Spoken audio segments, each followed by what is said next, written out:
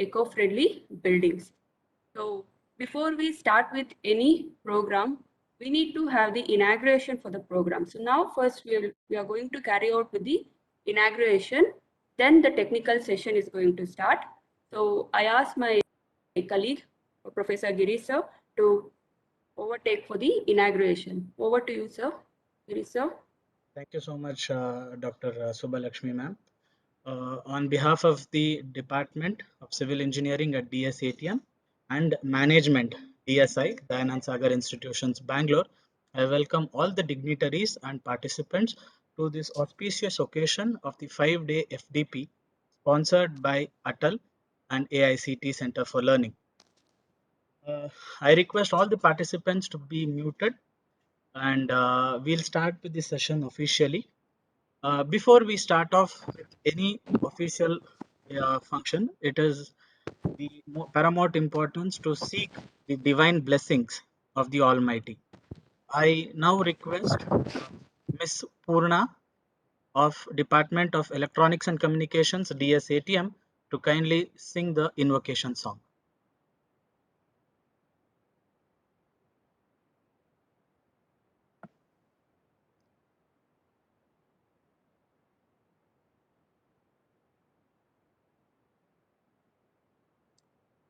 Purna, I think you can go ahead, ma. You are unmuted. You can go ahead. Yes, sir. Yeah. Sundara Shri Mukha Gajanana Ekadanta Shri Gajanana Sundara Shri Mukha Gajanana Ekadanta Shri Gajanana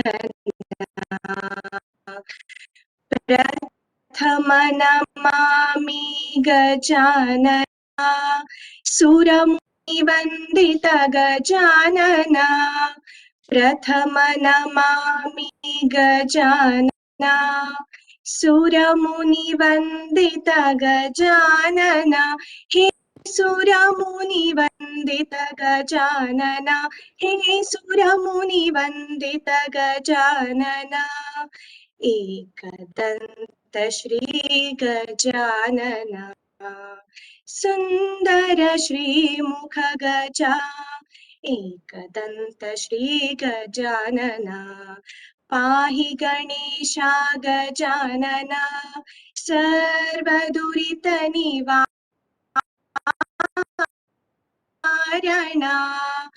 Pahi Ganesha Gajanana Sarvadurita Nivarana He Munita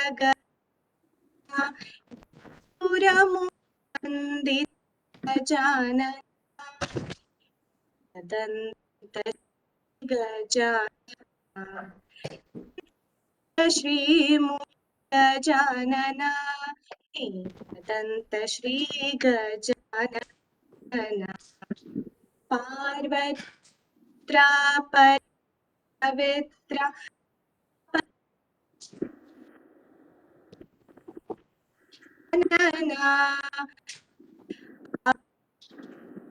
Pashaka Gajanana He Suramuni Vandita Gajanana He Suramuni Vandita Gajanana Ekadanta Shri Gajanana Sundara Shri Mukha Gajanana Ekadanta Shri Gajanana Ekadanta Shri Gajanana Ekadanta Shri Gajanana.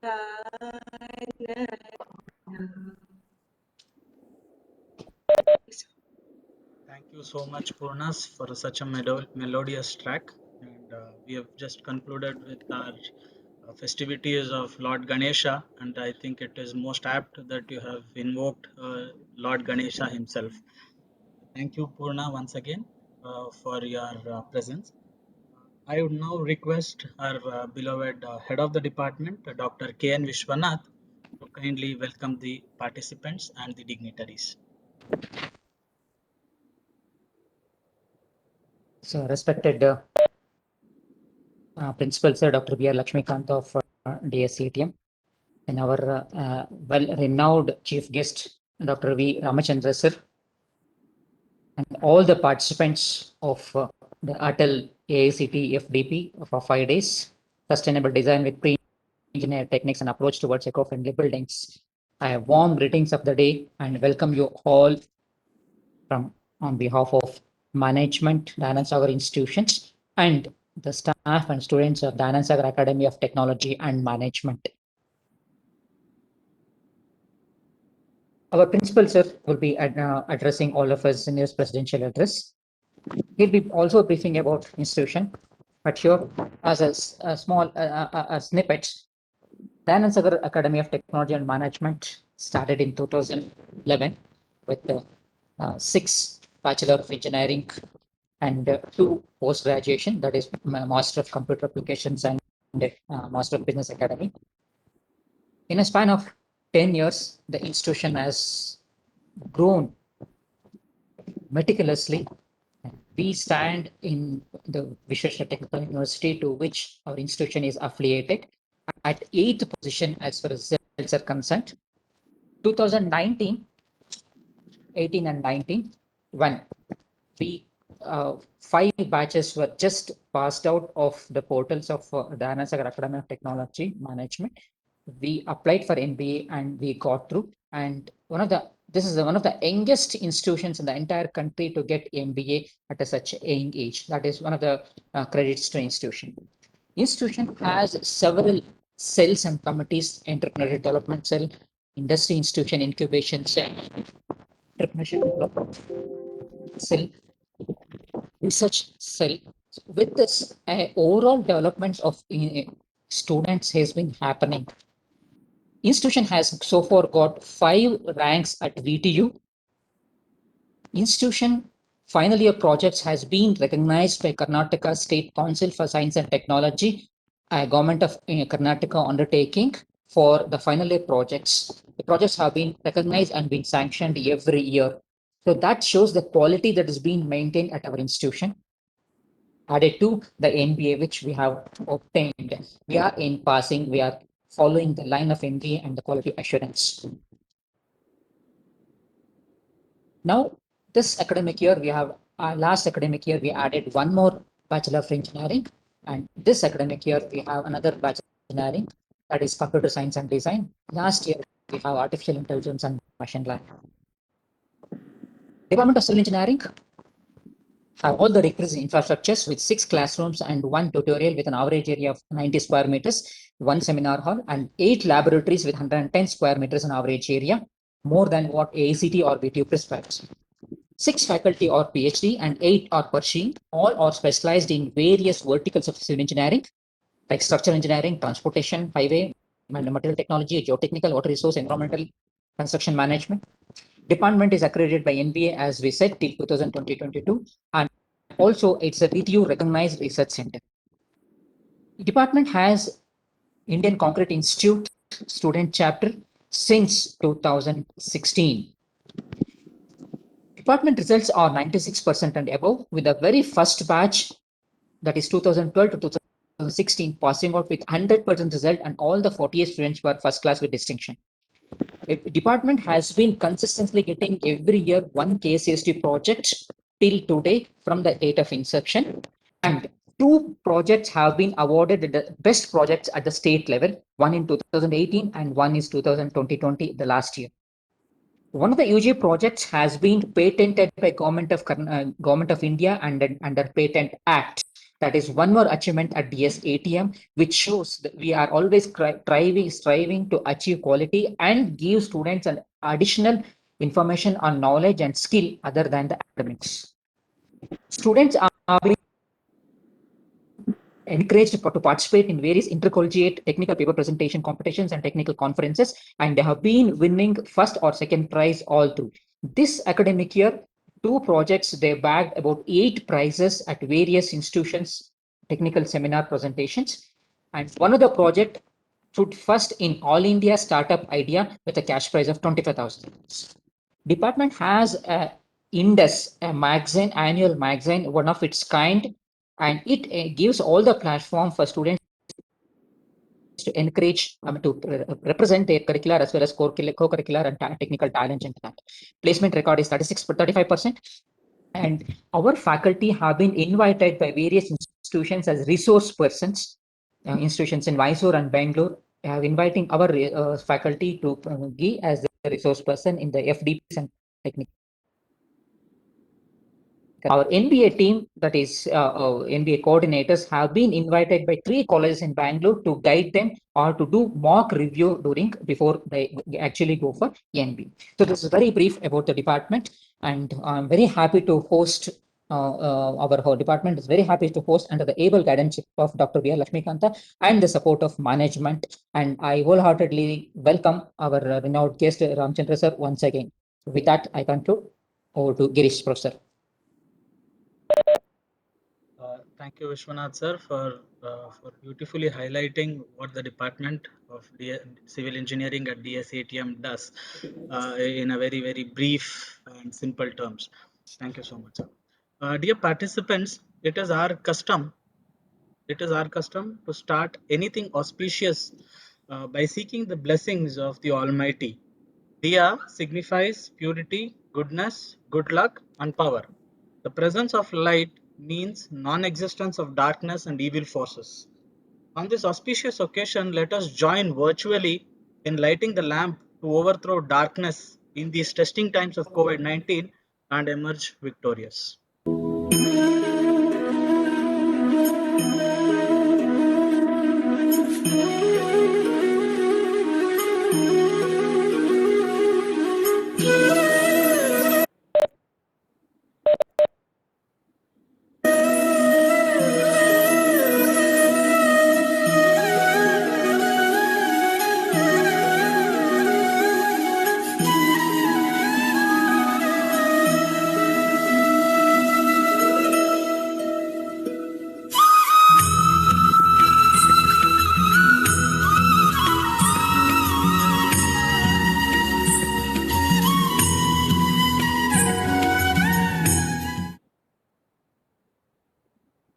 Thank you, dignitaries and participants. Now I request our beloved Principal and Director, Dr. B.R. Lakshmikanta sir, the backbone of DSATM, to deliver the presidential address. Yeah, good morning. Namaste one and all. It's really heartening to have Dr. V.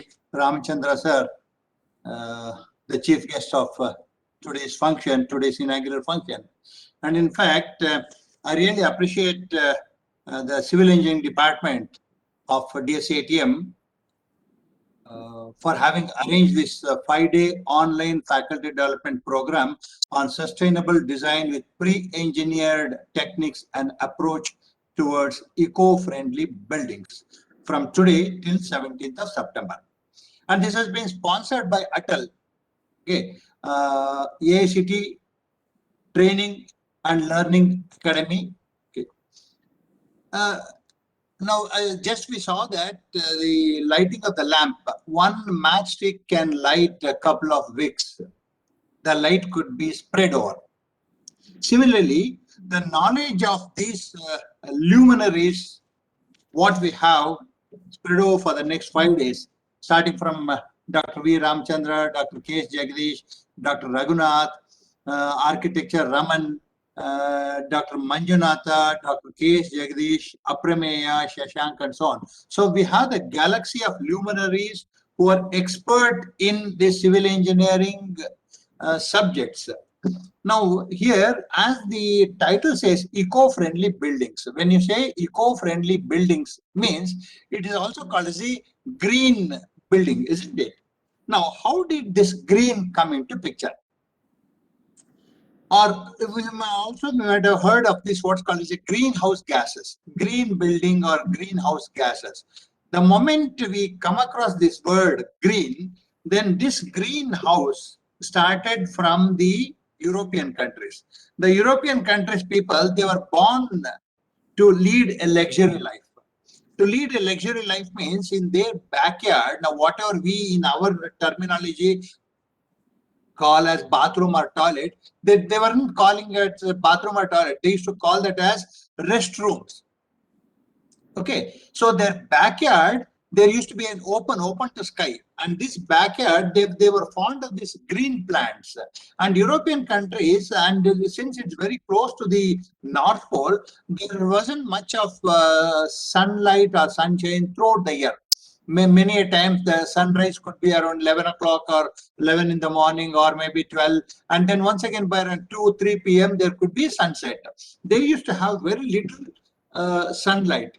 But since they were fond of these green plants, and they wanted these green plants to have for their source of inspiration, they had put glass on the backyard.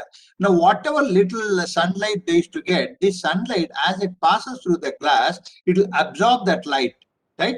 And this light, sunlight, once when it hit the ground, it bounces back, and that light is again absorbed by the glass. And whatever heat absorbed by the glass, there are two ways: one to the external and the other back into the rest house chamber. Therefore, over a period of time, maybe in about 2-3 hours, the overall temperature within that enclosure of the rest house used to increase. Therefore, that was sufficient for the photosynthesis for the green plants to maintain greenery.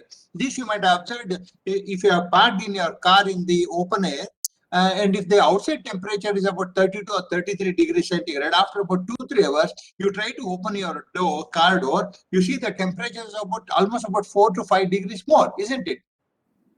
Therefore, this is called as a greenhouse. Therefore, the temperature increases. Now, from the last 40 to 50 years, because of the extensive use of this fossil fuels could be solid fuels, coal, or liquid fuels, petroleum products, or gaseous fuels.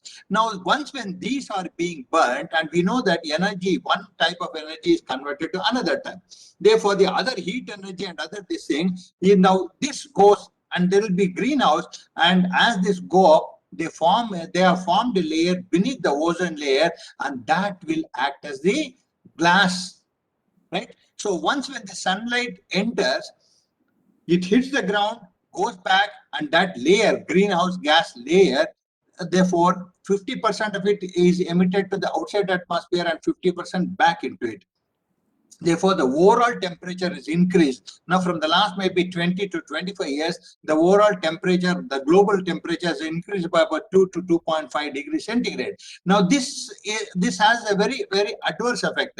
Glaciers start melting.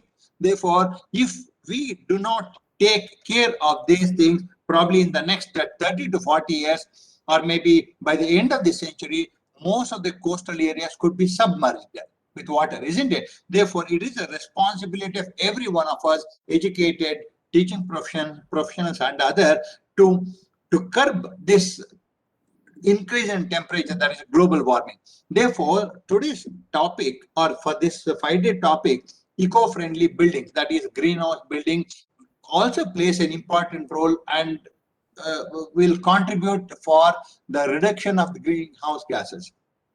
Now, as the topic says, eco-friendly homes.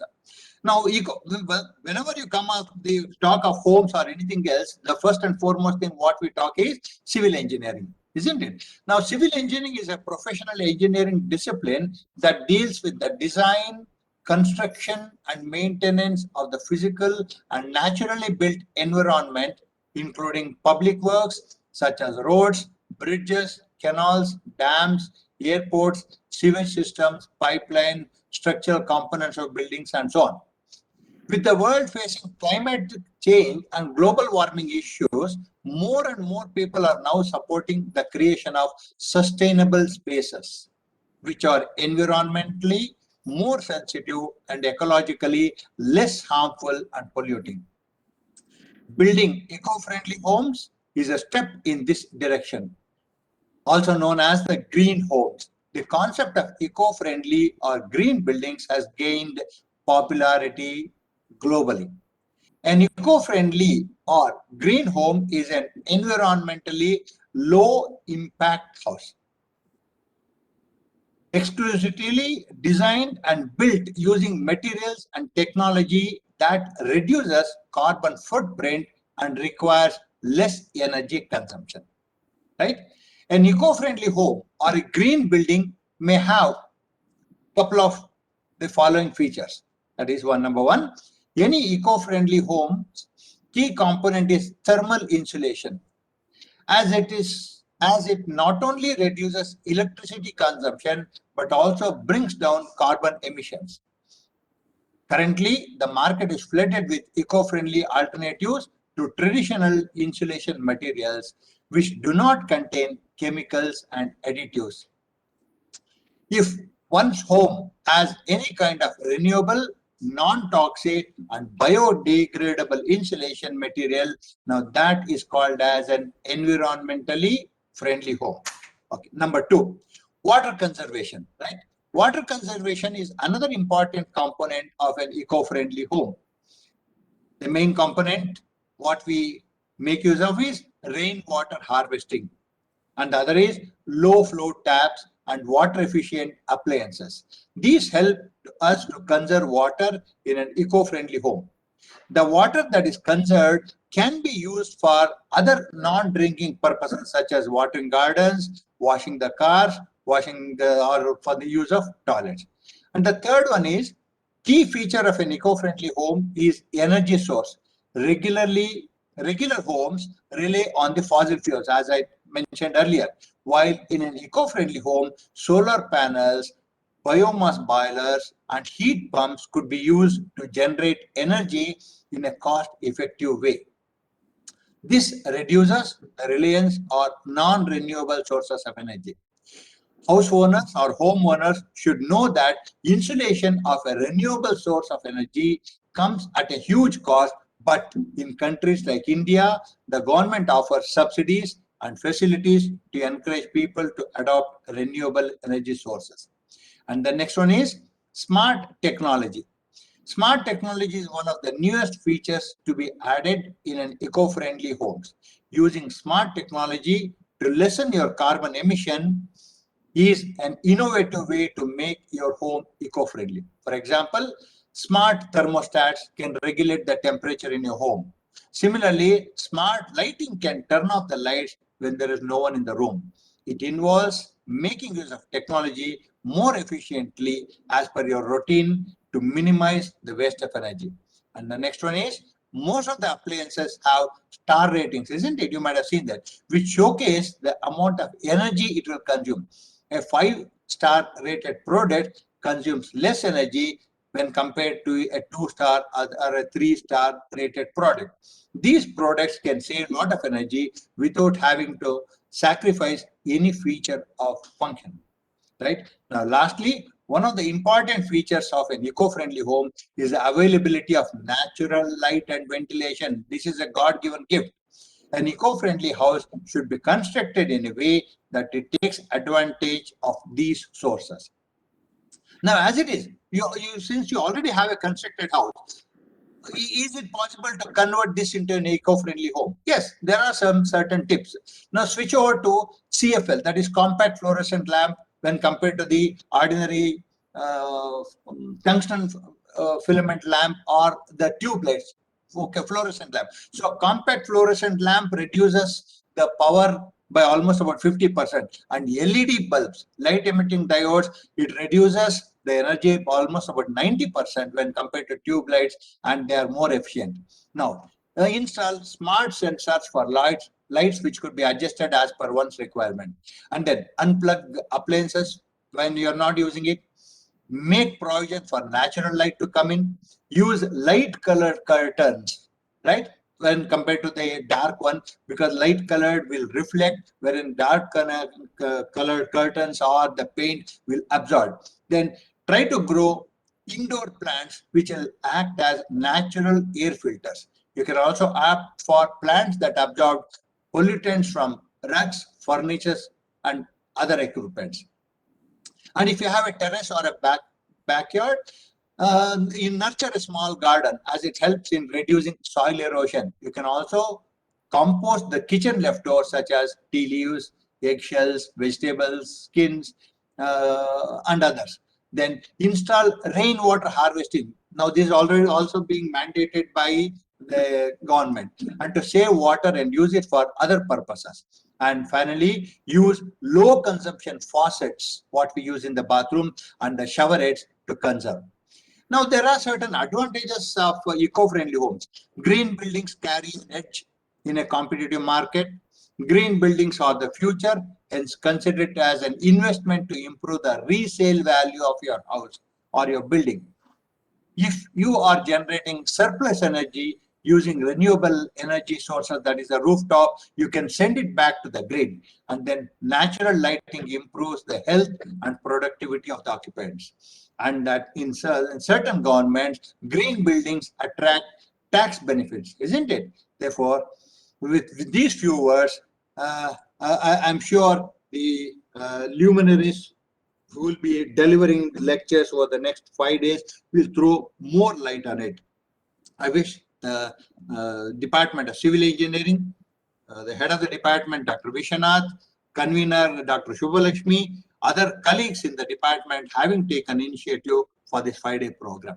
Thank you. Wish you all the best. Namaste. Thank you so much, sir. It is always a pleasure to hear you talk about our civil engineering structures, and especially the way you have thrown light on sustainability and eco-friendly engineering, which is basically the theme of the entire FDP. Thank you so much, sir. Before we move on to the technical session, it is very important we thank many people who are part of this FDP. I would like to begin by thanking Atal and AICT Center for Training and Learning for introducing this great program wherein there is transfer of knowledge and technology to the remotest part of the country. On the onset, on behalf of the Department of Civil Engineering and Management DSI, I would like to thank Atal and AICT Training and Learning Center for giving us the opportunity to host such an auspicious program, the 5-day FDP on sustainable design with pre-engineered techniques. Thank you so much.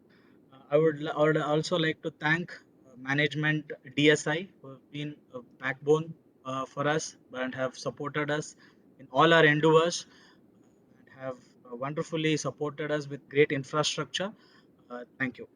I would like to thank our beloved principal, Dr. B.R. Lakshmikanta sir, who has always been there morally and emotionally with us, and he has always supported us with all whatever we do, whatever activities that we take to him. He's always encouraged us and always motivated us to do much more in whatever we have done.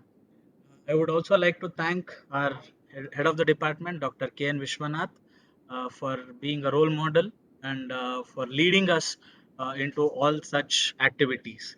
I would also like to thank Dr. Subhalakshmi, who have beautifully coordinated this program and who have been the epitome of this wonderful program. Thank you, ma'am. I'd also like to thank the dignitaries and the all the speakers over the next 5 days and over the sessions that would be delivering the lecture. I thank each and every one of you.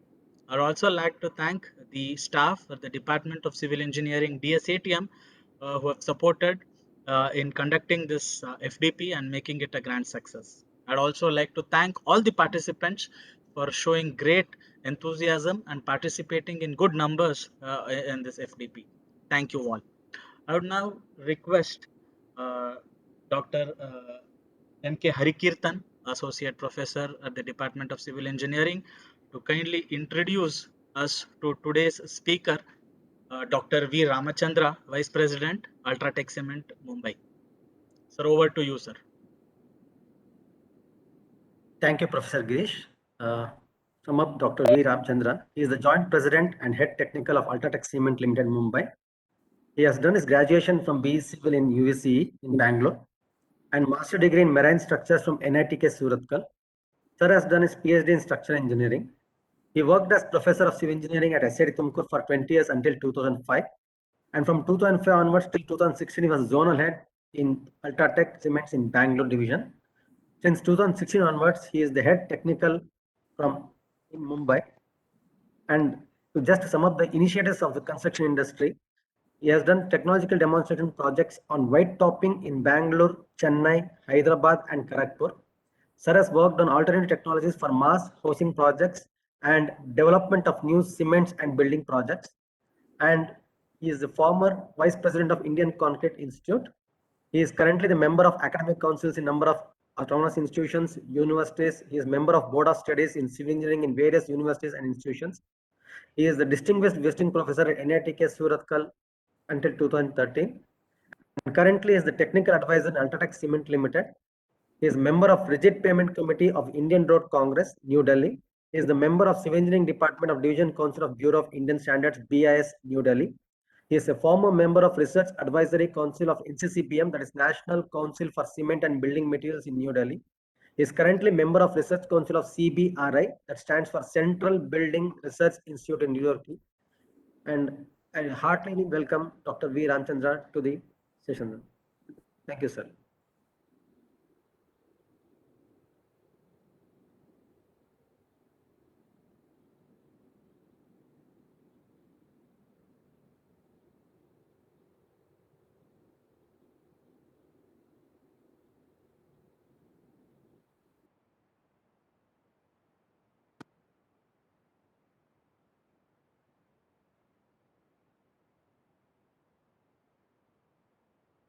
Sir, we are not able to hear you, sir. Sir, thank you, sir. I'd like to pass on the stage to Dr. V. Ramchandra, sir.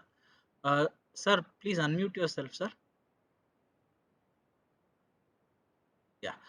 Sir, I have given you the presenter rights. You can start presenting, sir. Eagerly waiting forward to listen to you.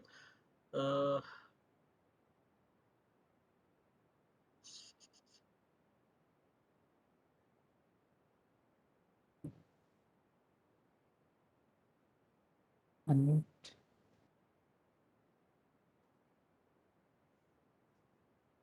Sir, could you please check your audio once because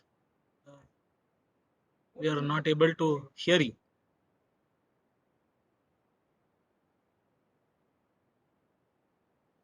You are unmuted, but you're not able to hear you. Sir, 1 second. Let me just call you. 1 second.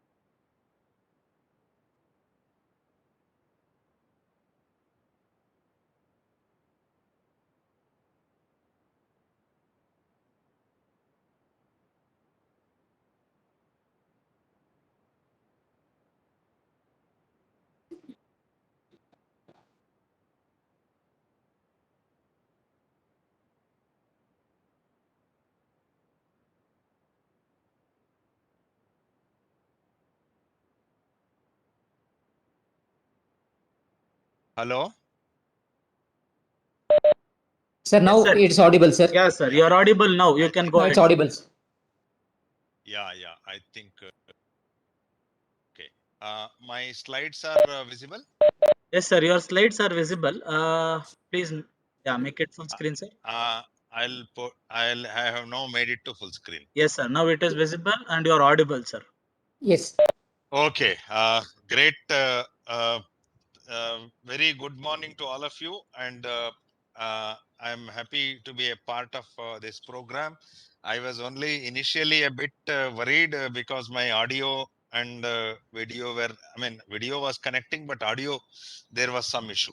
I hope things are all settled now. Now, before I start with this, first of all, I would like to thank the authorities of the N. Sagar Academy of Technology and Management, Professor B.R. Lakshmikanta, the principal of this great institute, and Dr. Vishwanath, my good old friend, I would say. For a very long time we know each other, and he has been working in this area for a very long time. Good that he is heading the department now, and Professor Shubhalakshmi, who was in touch with me. Now, this program, as I understand it, encompasses a very wide range of topics and speakers. And many of these speakers are personally known to me, and the topics are all quite close to me. Say sustainable materials, sustainable technologies, and particularly energy in buildings and masonry structures is one area in which I was earlier working a lot. I'm glad to know Professor K.S. Jagadish and my good friend Dr. Raghunath from BMS are taking part in this program. And there are quite a good topics on municipal waste, solid waste management and water treatment. Dr. T.V. Ramchandra from Indian Institute of Science, he is taking part. And my other very good friends are talking on concrete and sustainable aggregates. Dr. R.V. Ranganath and Dr. L.R. Manjunath, quite well known to me in the profession, in the academy, as well as in the professional organizations like Indian Concrete Institute.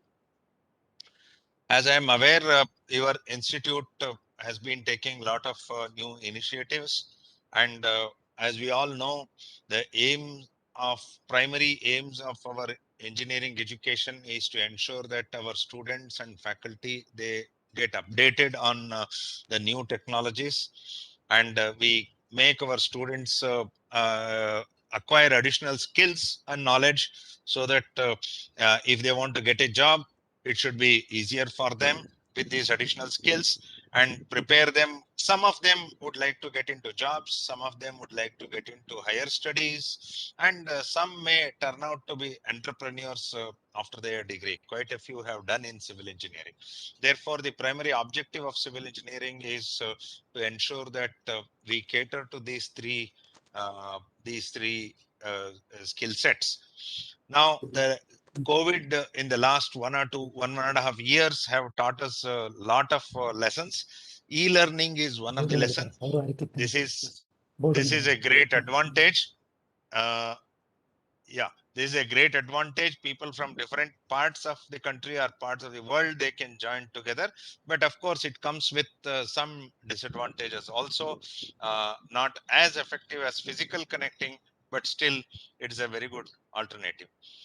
Now, there are quite a few things that we learn from innovation, continuous innovations, whether it is e-platforms or the new materials and new technologies and so on. We also learn from several failures. Unless we learn from failures, we can never go ahead in learning of anything. Therefore, there are quite a few examples with us for success as well as failures in general. I am not just talking about civil engineering. In general, in recent times, all of you are aware how Airbnb or Ola or any of these things have succeeded. They have made a lot of success, and there are quite a few things that as civil engineers we need to know and learn from these successes. Whereas we have several examples of people who have vanished because of their failures, because of their failure to innovate. The best example you can see around was the story of Nokia. Nokia was the best brand a few years back, but they did not anticipate the changes, and therefore they went down. And the word that we very frequently use, Xerox. Xerox is actually not a technology. It is the name of a company which brought the photostat technology, but unfortunately they are totally out of business now. Others have overtaken them, and similar, because they believed that taking photos with a camera and printing it on a paper will continue to be there. Therefore, they did not look at digital technologies and things like that. Kodak, that was Kodak that I was meaning. And the latest exit is the Ford automotive, because again they refuse to change with times. Therefore, my point is that changing with times, learning new things, learning new areas within civil engineering and other than that will make you, I would say sustainability is a very general word. It will make you sustainable, particularly to the faculty members who are participating in this program. The more and more you try to gather beyond, within civil engineering and beyond civil engineering, it is always better, and you will be able to survive and sustain over a period of time in the area of civil engineering. Now, coming to today's program, the title that I have chosen is on affordable and sustainable technologies in housing. In fact, I was thinking of talking in general earlier. Then I thought of putting a specific case study which demonstrates the affordability as well as sustainability of this technology that has come. In fact, I was also a part of this initiative of Government of India when they started this lighthouse projects. I don't know, maybe some of you who are conversant with the current affairs, you would be aware of what these lighthouse projects are. I'll briefly take you through these lighthouse projects. Before that, let us define sustainability. As you all know, it is defined by the Venn diagram, which encompasses the three facets of sustainability, namely ecological, economical, and social. All the three, when they are together, if you just club two of them, for example, if any project combines the ecological benefits and economical benefits, it will only be a viable project. Whereas if it is a combination of social and economical, it is a fair project. And if it is ecological and social, then it is a livable project. And when all three of them come together, it is called as a sustainable project. But in terms of industry, when you think of industry, the meaning of sustainability is slightly different. Whenever new projects are taken up, the meaning of sustainability would be slightly different. How industry takes it is, whenever a project is technically possible, any new technology, if it has to succeed, number one, it should be technically possible to do that. It should be technically feasible, or in other words, it should be technically acceptable in terms of its planning and design and execution. It should be technically acceptable. That is the first phase of first facet of sustainability. And its application. When I say application, how you can implement. I have an excellent technology, but is the application feasible? Will people accept that? I may have an excellent technology, but if people don't accept that, in industry we call it as market. If market doesn't accept that, then it is not a feasible technology. Then thirdly, anything we talk about, it should be financially feasible, or financial, it should cross the break-even point. I cannot have a technology which proves very, very expensive, and it is not accepted by, and therefore not accepted by either the industry or the user. Unless we are able to earn some decent profits, unless you cross the break-even point, it will not be a sustainable technology. Therefore, keep in mind both the definitions of sustainability as we go ahead. As you all know, the major area of construction today is housing, and second is infrastructure, including roads, metro infrastructure, etc. There are several challenges that we face.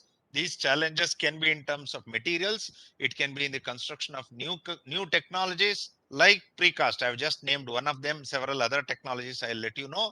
And developing skills in all the stakeholders. It is not just sufficient if we have a good technology, but if we don't develop skills in the stakeholders, whether it is in case of housing, it is the house builders, masons, contractors, engineers, project management consultants, material suppliers. All these people need to be taken together.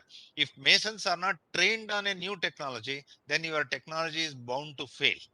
That is what I mean. Therefore, the challenges in this, it starts with the basic material of construction, which is cement. And in cement, there are a lot of new developments that are taking place. Cement is not the same cement that we had decades back. There is what is called as the Cement Sustainability Initiative to make it sustainable over a period of time. There are a lot of new cements that have come up in recent times. Use of blended cements. I am not just talking of PPC and PSC, Portland Pozzolana cement and Portland slag cement. A new variety of cement has come, which is called as a composite cement, which is a triple blend, so that the objective is to reduce the clinker content or to reduce the OPC content in construction, so that our constructions become more durable and also sustainable. Of course, use of admixtures and optimizing the mix is always a interesting thing and always a challenge in our construction. And there are new cements, new varieties of cements that are coming.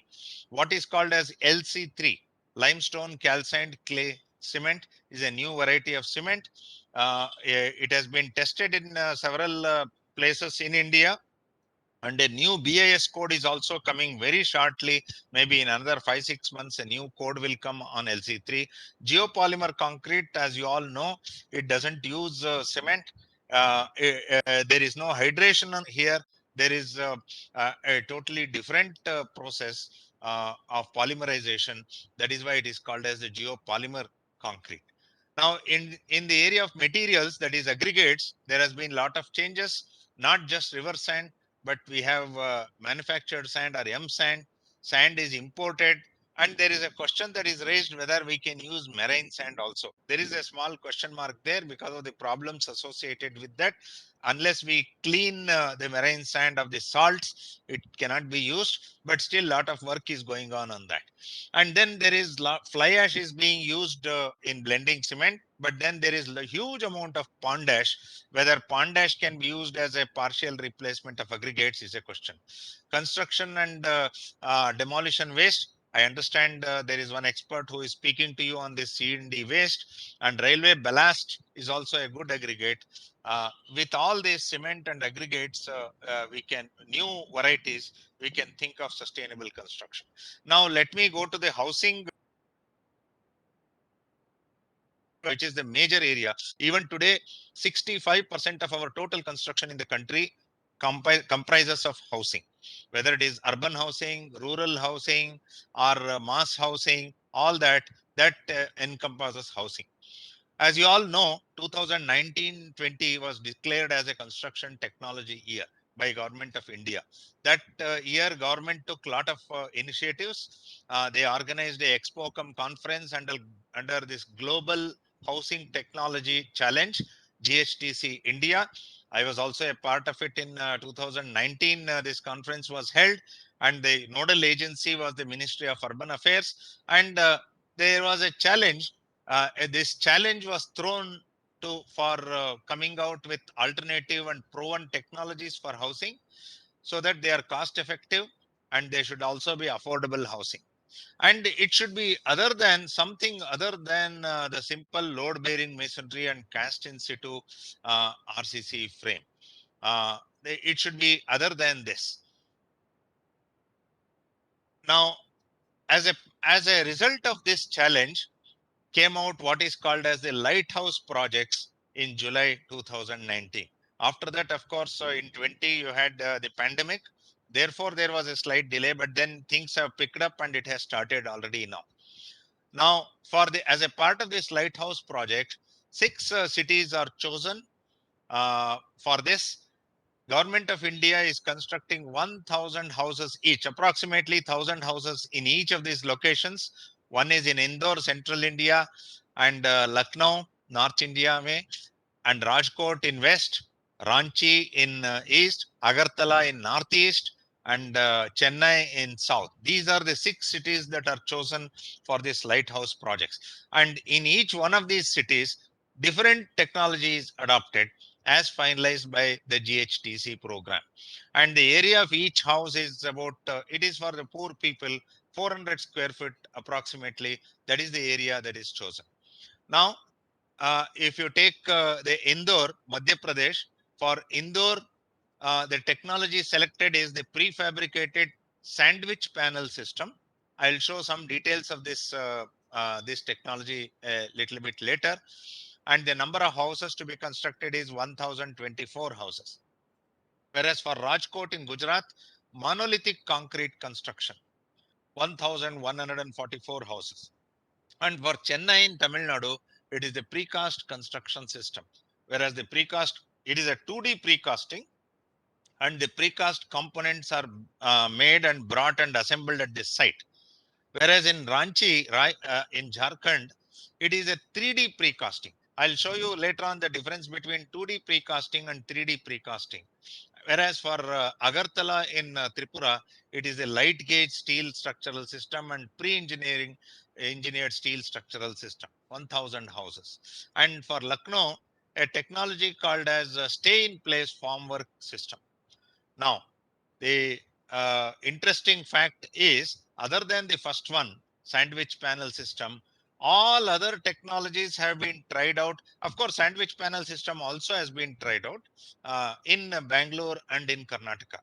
And in 5 of this technology, serial numbers 2 to 5, 2, 3, 4, and 5, 2, 3, 4, 5, and 6, we were involved.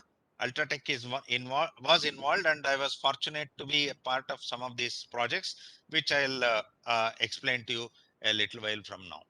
Now, for these technologies, for the sandwich panel system, the technology service provider was from Japan, and the contracting agency was KPR Project Con Private Limited.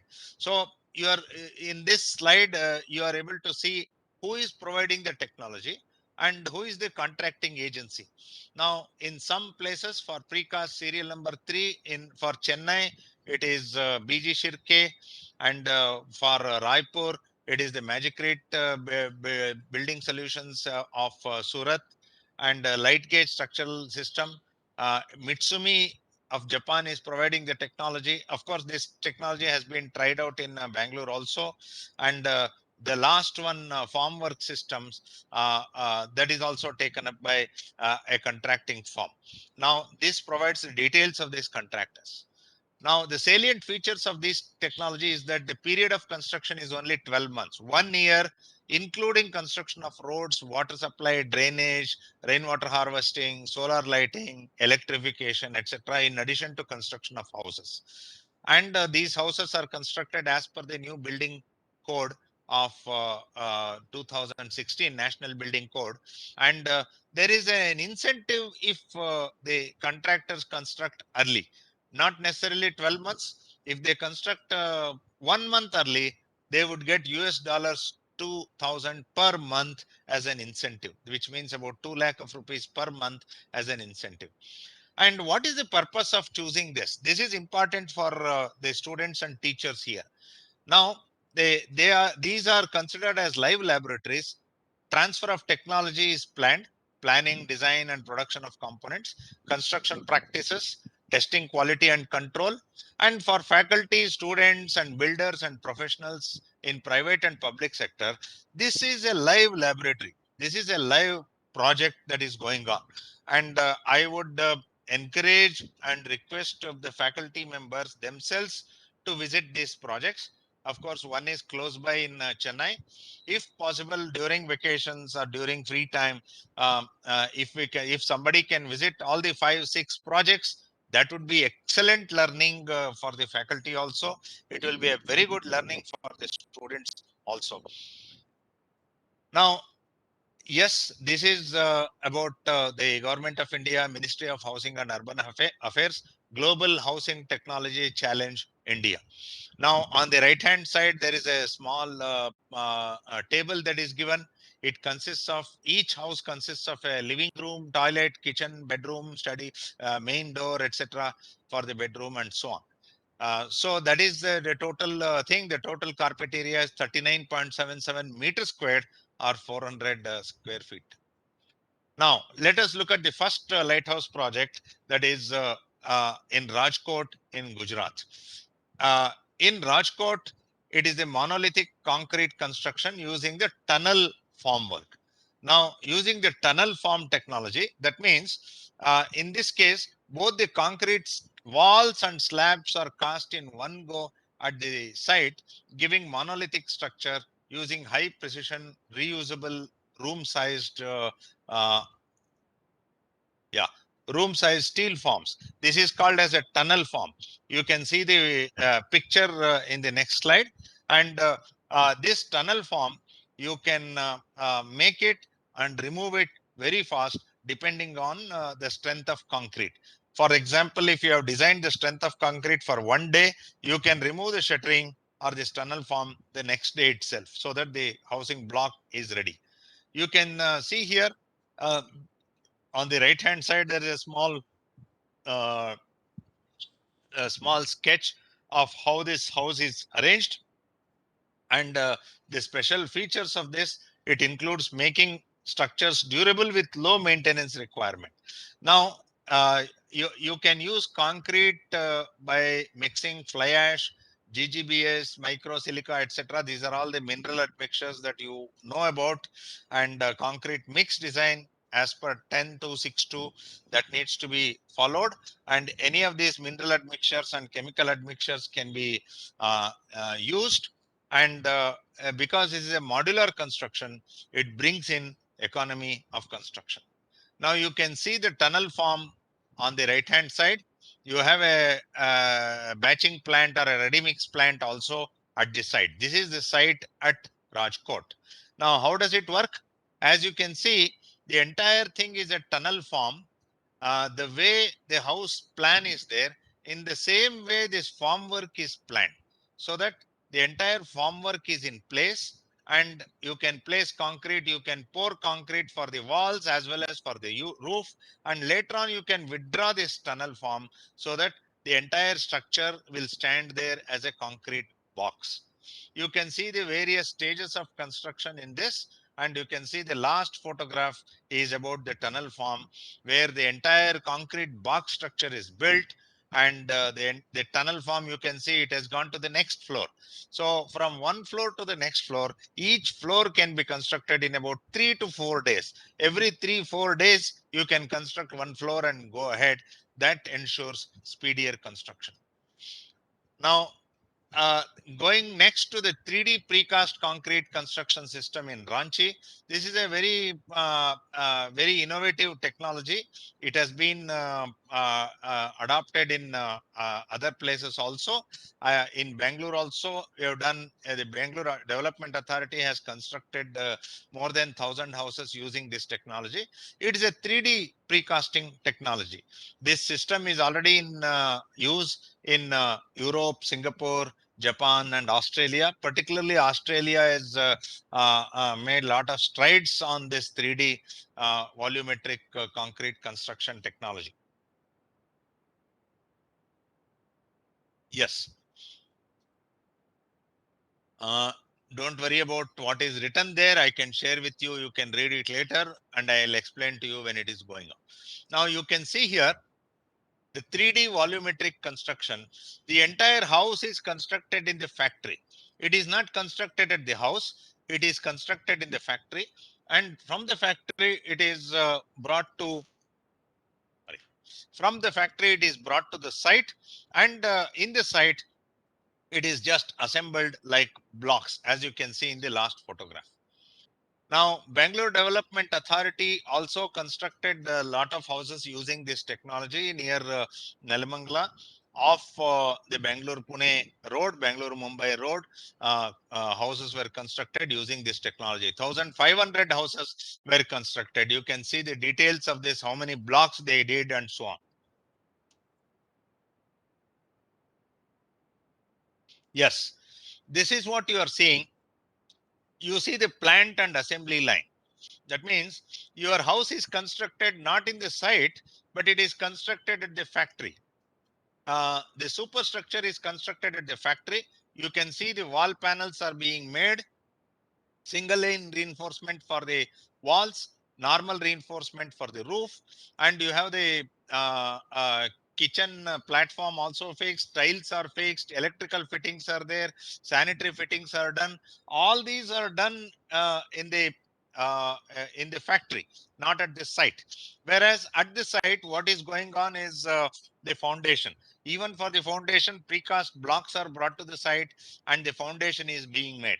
The advantage with this technology is that foundation work is going on at the site, superstructure is going on in the factory. Simultaneously, both of them are being constructed. Once you complete the foundation, by that time superstructure is also ready, and superstructure is transported to the site piece by piece, component by component, uh, on a truck. Now you can see that it is being brought by a truck. It is lifted at the site, placed one above the other. In this case, the shear connectors that connect the two components, that is very important, and the grout that you apply, that is also an important thing. We had a lot of learnings out of this. There were a few trial and error, and finally we succeeded in getting the proper grout for this. And you can see the entire blocks and the finished unit is ready. And this took hardly about 2.5 to 3 months of time. Can you imagine ground plus 3 structure, 1,500 houses being constructed in a span of about 3 months? So fast was the technology. And the staircases were also cast at the site, and they were brought and assembled at this. Now once with the precast staircase, finishing like this with handrails, etc., hardly takes few hours. Therefore this entire thing can be done very fast. Now this is the finished block. This is what is being used at Ranchi, using the 3D precasting technique. Now let us go to this light gauge structural steel concrete system that is planned for Agartala. Now in this case, for the structural engineering professors here, I want to tell you that structural steel, as the name itself says, it is a structural steel. It is a light gauge steel. It is not a steel beam, steel column construction. It is a light gauge structural steel frame which is capable of resisting the loads. And to this, we put concrete. It can be foam concrete. It can have a strength of just 10 MPa. That is good enough. And it makes this light gauge structural steel concrete system successful. This is being planned for Agartala in Tripura. 1,000 houses are being constructed using this technology. Now, let me take you how this technology works, because we have done some houses in Bangalore again, tying up with RV Tyfac, that is near Kengeri, where they make light gauge structural steel. You can see here the light gauge structural steel can be erected very fast, and you can make the entire skeleton out of it. Then, as you can see in the last photograph, you can cover it with reinforced concrete. You can pour concrete, or you can use concrete panels on both sides, and the house would be ready. This is what the structure that we built in Bangalore using this concrete light gauge steel foam concrete technology. Ground plus one. This was built for the Police Housing Corporation of Government of Karnataka. We made use of lightweight foam concrete, which is a free flowing concrete. It is very easy to work with this concrete. You add foam to normal concrete, it becomes foam concrete. The density of this concrete is hardly 500 to 600 kg per meter cube. And this cold formed galvanized iron C sections frames, these are made, as I said, this was made in RV Tyfac in Kengeri. And these are the different stages of construction: plinth and foundation, erecting this, then fixing the cement fiber board, and then pouring concrete or the foam concrete into it. Therefore, electrical and sanitary fittings are inside the walls. It is very easy to assemble. You can see the last photo before concreting, and the finished house, completed ground floor and first floor. It is ready for painting, and the painted house is what you can see. Because we have built it for Police Housing Corporation. The first time this technology was used, this is about, I think, more than 4 or 5 years old now. It is working very well. And this technology has been now adopted for Tripura. 1,000 houses are being constructed. Therefore, some of these technologies you can see that in Bangalore itself, or you can travel to these places and look at the technology.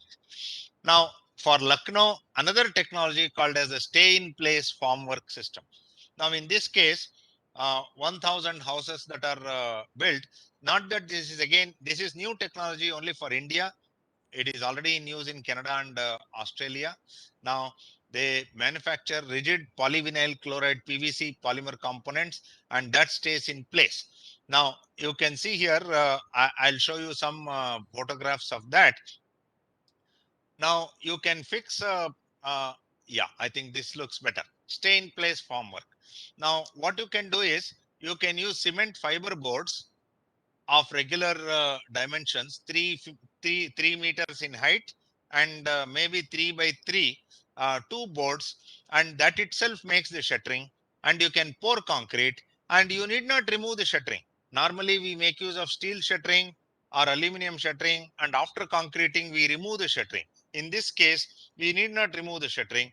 The shuttering will remain as a part of the structure because that is also a cement particle board.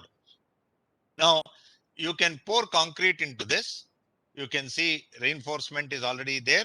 You can pour concrete into this and the structure is formed. Now, once the ground floor is done, you can go to the first floor with the same set of things. In that cement composite board only, you can make, you can cut and make the door and window panels. And within that, you can pour concrete, and that will serve as the concrete wall for this. And placing reinforcement, we place reinforcement cages, and within those cages, just insert the reinforcement. That is good enough. And this is how it looks like. If it is a single layer reinforcement for the walls, it looks like this. It is very easy to do this. You need not even tie the reinforcement. Now, believe me, few houses have been constructed using this technology on Kanakpura Road. About 100 houses or so have been constructed using this technology. And you know how much time it took? It took only 1 month to construct these houses because there were trained, skilled masons. The same set of 10 people, they were masons, they were plumbers, they were electricians, they were carpenters, they were also painters, all in one. This is the advantage of having multi-skilled people. If you have people who are skilled in many things, then you can achieve speed and sustainability very fast. It is not that there is one mason who will come and he will do his job and get out. Then the electrician will come, he will again break something. Again, the mason will come and set right the whole thing. It is not that case. Everyone, I mean, every one of them, they know everything. Therefore, it is faster. Now, these are the different technologies that were used in housing. Now, before I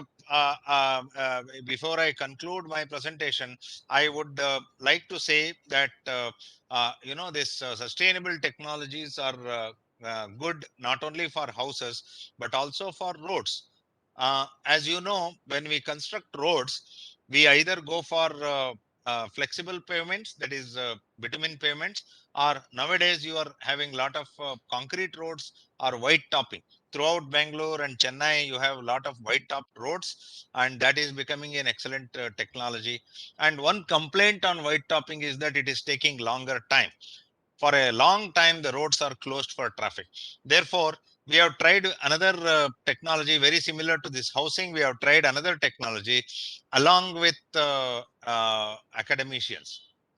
That is the reason why I thought of showing this to all of you here. Precast concrete pavement. This has been done in Nagpur. Nagpur, about 400 meters of road has been done using this precast technology. Now, this is an excellent example of coordination between academics and the industry. Now, the engineering college, which was a part of this program, was VNIT Nagpur, Visvesvaraya National Institute of Technology, Nagpur, and the professors there and the postgraduate students there, they were a part of this program, and they designed this whole thing. precast concrete as a pavement they designed, and we tied up with a precast panel manufacturer, and Ultratech was the concrete provider for this. All of us, that is Ultratech, precast manufacturer, and VNIT Nagpur, we all together played a very important role. It was a seamless or the synergetic role that you played, that these panels were cast and they were placed. As you can see on the right hand side, the panels are placed, and the road can be opened for traffic in less than 24 hours. But in this case, because it was a very busy road, we took quite some time, and this road was open to traffic after about a week. Even that is not too much, right? With this technology, Bangalore also is trying to adopt this technology. We are ready with the technology. Wherever the BBMP wants, wherever the PWD wants, we are already in touch, in talks with the government agencies. Probably in Bangalore also, you will have one such stretch. My request to all faculty members and students here is that whenever these technologies are happening in your city, please take active interest. Please take first of all of you yourselves go and see what is happening. Then take your students also, so that they are also abreast of the new technology. And you can see these are the even the joints in between the panels, they were finished with precast triangular units, and the finished technology you can see where the vehicles are also moving on the right hand side. Therefore, friends, what I would like to say is that this is an excellent example for industry academic interaction. Now, the size of these panels was 3.5 by 2.75 meters, whereas a normal rigid pavement also will have the same thing. The advantage in this case is, in case of normal concrete road, you go for a higher thickness, 300 millimeters, whereas with precast concrete, you can go for 200 because it is a factory made concrete.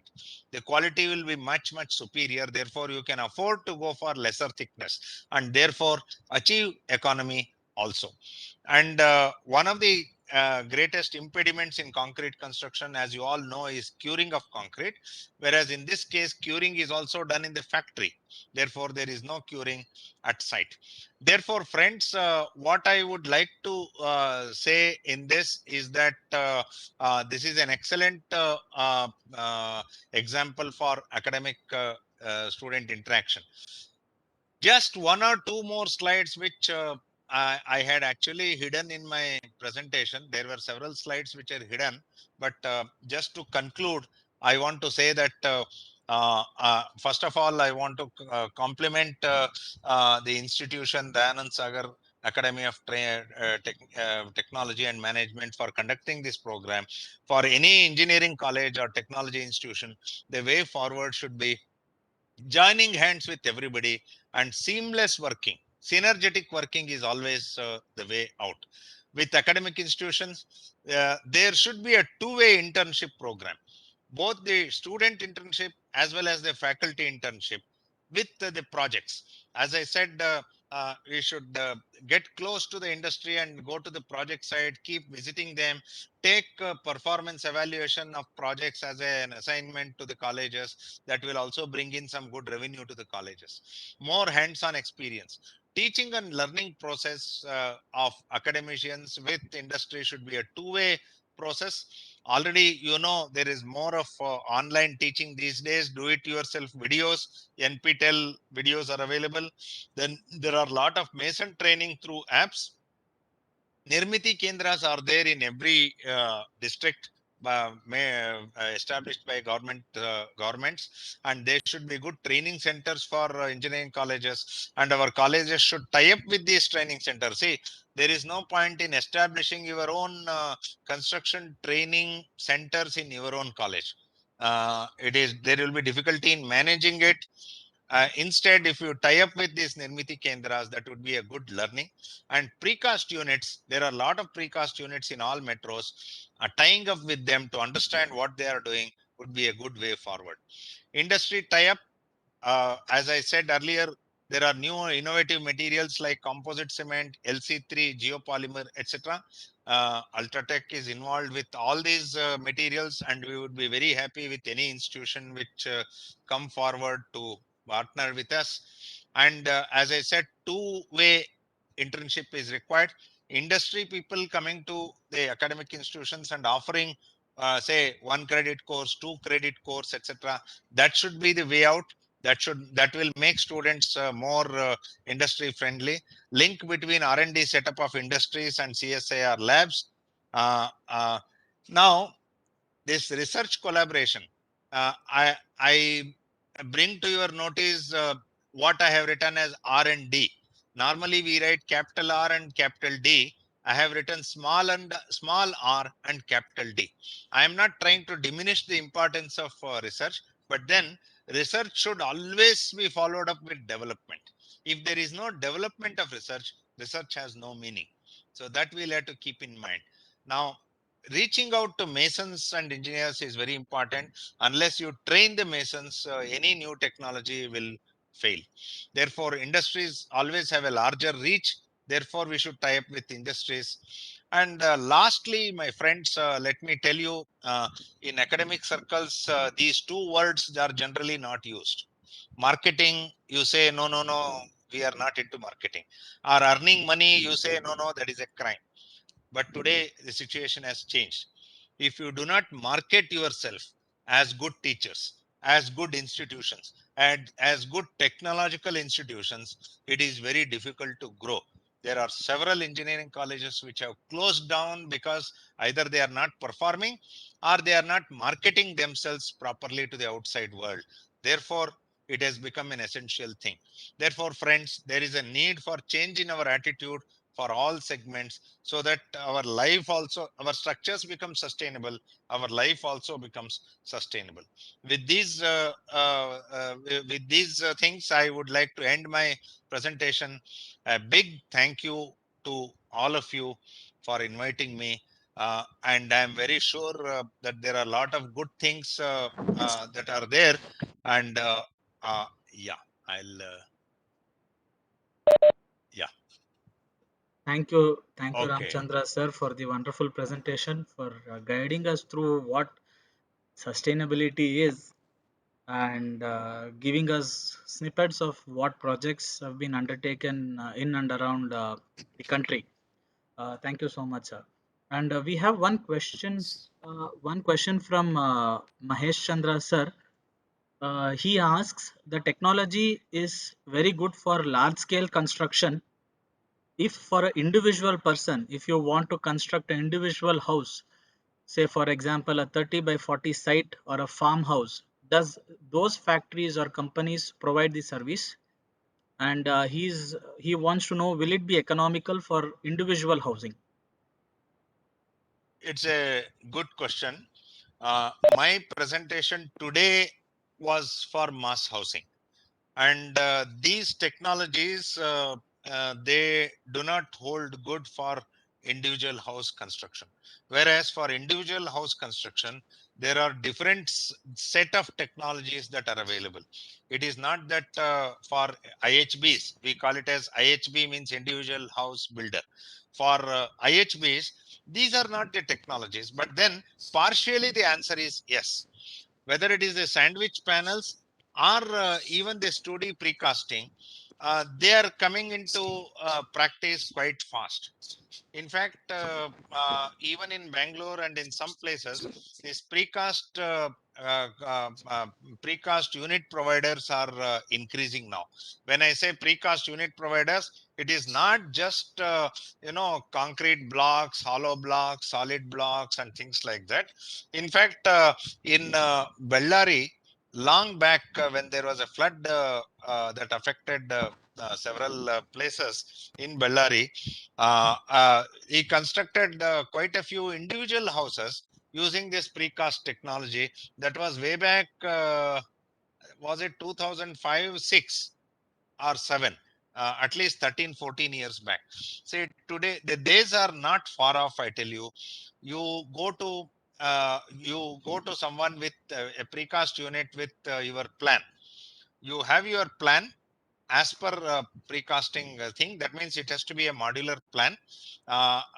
They may make some small changes of half a meter or less than that in your plan, so that they would ensure that the entire thing is a modular plan.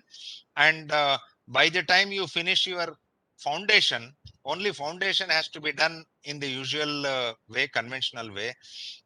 All units, that is plinth beams, columns, etc., even the wall panels, they can be made as per your plan in the factory. And all these components are brought to your site in a truck, and they are downloaded there. And with a small jig, you don't require a huge crane. You require a small jig to just lift them and place them by the side of one another, and joint them. You can make the house construction much faster. I'll tell you my experience in Bellary area. A house was constructed in about 20 days time. Individual house. I am not talking about mass housing. It is an individual house. It was constructed in 20 days time. Why 20 days? Say, what are the factors which prolong construction? Number one, your roof concrete, you put a cast in situ roof, you have to cure it for at least 15 days. That will take time. Your plastering takes time. But if I have a precast roof panel for your house, and if I use finished wall surfaces, which doesn't require plastering, it just requires pointing and painting, nothing more than that. Lot of your time gets reduced. Therefore, these technologies are available, though I have not included it in my presentation today. Maybe I can share with you some other time what are the technologies that are available for individual houses. Yes, the question is very relevant, and answers are definitely available. Thank you. Thank you, sir. I hope we have a small minute for another question. Yes, Professor please. Renu K asks us, who decides on these technologies and how feasible is it? If you are asking me the question about the technologies that I shared with you so far, uh, it is the government of India which decided on these technologies. When I say government of India, it is not the babus, it is not the IAS officers who decided on this. It is a set of architects and civil engineers, trained civil engineers, who decided on these technologies. It consisted of people from Central Building Research Institute, Roorkee, and BMTPC, Material Technology Promotion Council of Government of India, wherein a lot of civil engineers as technocrats, they are all present there, and who went through these projects, how feasible the projects were. As I said, it should be affordable, it should be strong, it should be durable, it should be constructed as per the National Building Code, and it should be sustainable. These were all the parameters which was used for evaluating this. As I understand, there were more than 20 technologies that was presented to Government of India, and finally Government of India shortlisted 6 technologies for implementation. Now these 6 technologies are like live laboratories, as I said. Not that these are the only 6 technologies. Other technologies also may come up in future, but for now, Government of India has shortlisted these technologies. And to specific answer to your question, yes, it is civil engineers and very experienced engineers who have decided on this. Thank you. Thank you so much, sir, for the wonderful session that you have brought to us today. Thank you, sir. Audience, participants, if we still have a few questions, we can take 1 or 2 questions. You can just post it in the chat box, and I'll be privileged to read it out to sir. Yeah, these questions were there in the chat box. Yes. Okay. Sir, there is one Yeah, more question. yeah, Yes. I'm I'll able to read it. see that. How construction industries are responding to such technologies. Uh, Let me give a very simple answer to this. I showed you in the first 2 slides, I showed you the sustainability factors for the industry. Any new technologies, definitely is most welcome, provided the technology is a possible practical technology. And number two, it should be we should be feasible to market this technology, and financially also it should be feasible. When I say financially feasible, the first question that people ask is if I construct by using the conventional technology, I can make this house at a certain cost, let us say 1,200 rupees per square foot. You are bringing a new technology. I don't want to spend more money. Just because you say it is a new technology, and if you say instead of 1,200 rupees, I want to spend, you want me to spend 2,000 rupees, I don't want to spend. I don't want an expensive technology. I want a technology which will match the cost also. These are also some of the conditions. Now, for your information, all these technologies that I showed to you, the cost of construction was the same as the cost of conventional technology. But you got some additional benefits, like instead of 1.5 to 2 years of construction, these houses would be ready along with the infrastructure. It would be ready in less than 1 year. Therefore, industry definitely responds to these things very positively. And in all these 6 cases, industry has responded quite positively. And as Ultratech, we are also involved in many of these. Out of 6, we are involved in 5 of these technologies. Therefore, industry is very positively responding to this, I should say. Thank you, sir. Okay. Thank you, dear participants, for your questions. I think it's time Yeah. that we wind up the session. Yeah. Thank you Thank so you very much. much. Thank you all. Yeah. Thank you, Ramchandra sir, for again sparing your time and being with us here today. Wonderful session, and I would request Dr. K.N. Vishwanath, HOD Department of Civil Engineering, to kindly conclude on the session.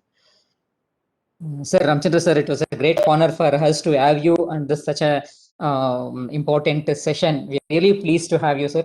You started with the change is permanent, and the change, along with the change, we need to move ahead, and it has to be sustainable and acceptable also, technically as well as economically. Then you went on to say the materials for cement as well as for aggregates, different materials that are sustainable, which we can definitely use, and we are being used in the market also. Then you showed us the different technologies of construction like tunnel forming, 3D volumetric constructions, and stay in place form works, then foam concrete. And you also went on to say that it is not only for construction, but also for buildings, but also for roads. So it was a real overview of the things which we would be dealing upon for the next 5 days. So it was a very, very good and apt beginning from your end. So we are really grateful to you for sparing your time and sharing your knowledge with all of us. So thank you once again, sir, from DSATM. Faculty and Thank students you. of Department of Civil. Nice of you, sir. Thank you. Thank you all very much. Thank you and all the best. Thank you.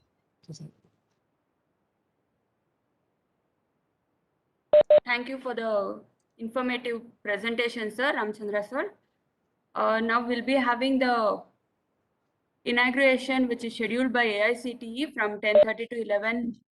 Then after that, we'll be joining for the second session with the same link at 11:30 a.m. Thank you all.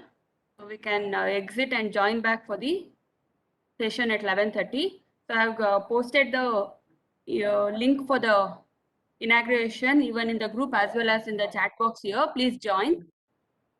Thank you.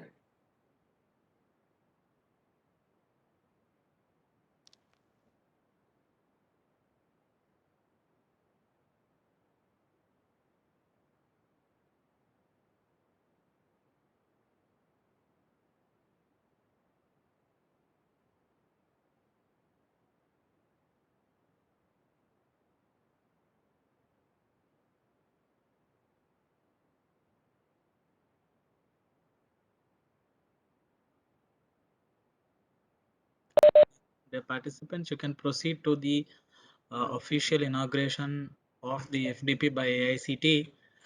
The link has been provided in the group, the YouTube link. Once that is done, we will start our second session back here in the same meeting link. Thank you.